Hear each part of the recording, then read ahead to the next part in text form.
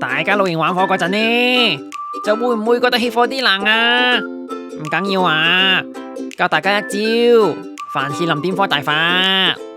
你哋可以試下搵下啲凡士林落去棉花或者紙巾上面，再放喺堆柴嘅中間，一點就着噶啦。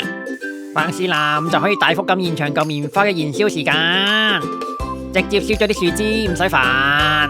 另外加落嚿松果都幾好用噶，大家猜猜啦。